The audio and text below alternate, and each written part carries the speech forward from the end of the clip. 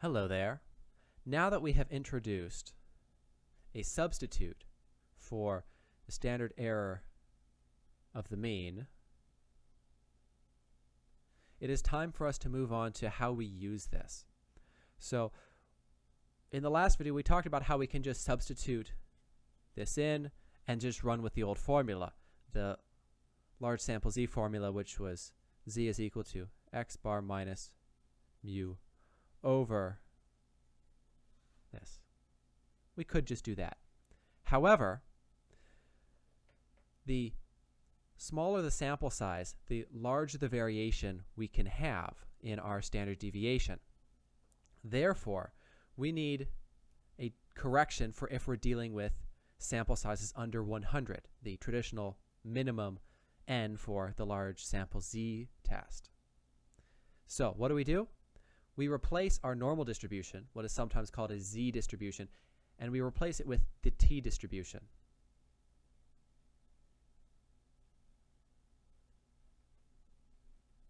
Now the t distribution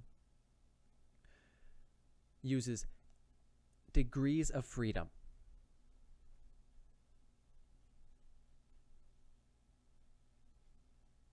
Often abbreviated to df, and that is calculated as n minus 1. We can see that we are subtracting a constant from n, which means that the smaller our sample size is, the larger proportion of the sample this is. And so the larger our sample is, the smaller proportion of a sample is being subtracted. Thus, when n approaches infinity, our t distribution will be very similar to our normal distribution, that z distribution. So what does the formula for this look like? Well, let me show you.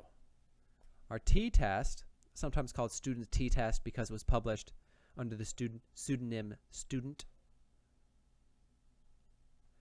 is t is equal to x bar minus mu over standard error of the mean substituted. So, give you a moment to spot what's fishy about this. You got it yet? All right. So if you spotted it, you found that the formula for the t is the same as the formula for the z. Now, how can this be? Well, this is because our correction comes not in the formula, but in the tables we use. So if we were to pull out our statistics textbook and look at our tables, all the way back at the almost end of the book, here we go, you can see here we are in the middle of our z tables.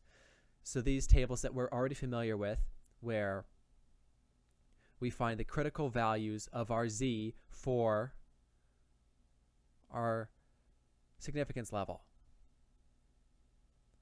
Remember that when we were using 1.96, was it? No, yeah, 1.96, which gives us 0.0250 beyond z.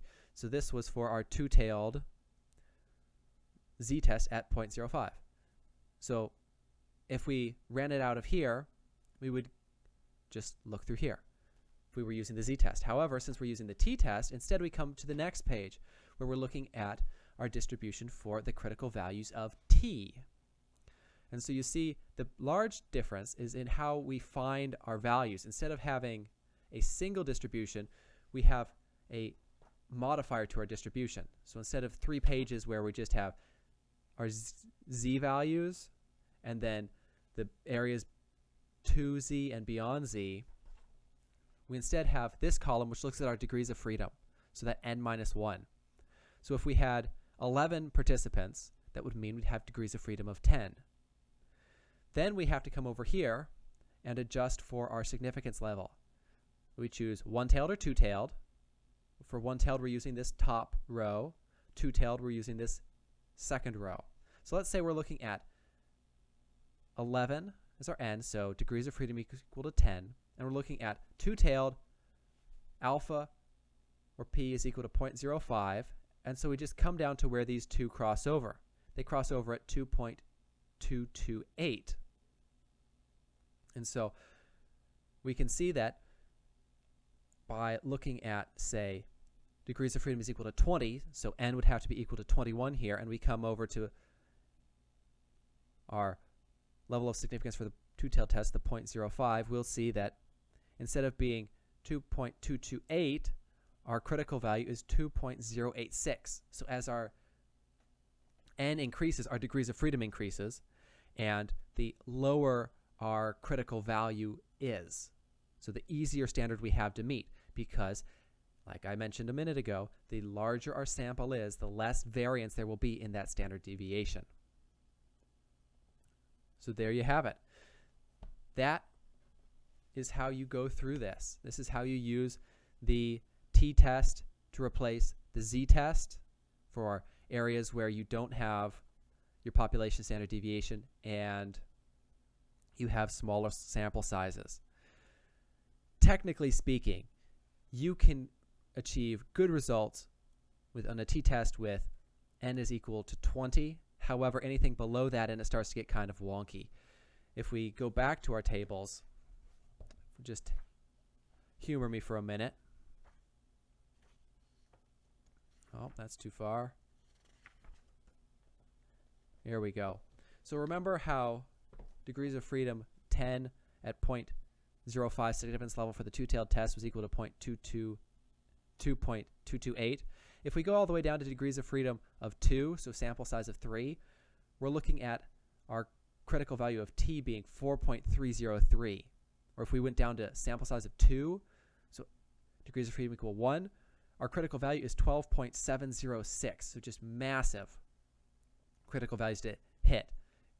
And so we want to avoid our very small levels of degrees of freedom because it gives us a very high standard of proof just because of the uncertainty that is caused by the variation in our standard deviation, that S in the S of x, that is caused by small sample sizes. And so since this is the same calculation as we've been using for the z-tests, in respect to brevity, we'll omit that recalculation from this test and just go ahead and let you rewatch those videos if you need them. So calculating a z-score, calculating a z-score for groups. So hopefully this is helpful for you. If it has, go ahead and let me know. If you have questions, also let me know. I'd like to make sure that any mistakes I make in this or areas where I was unclear can be corrected so that these are useful for people going forward. All right, that wraps it up. Until next time, cheers.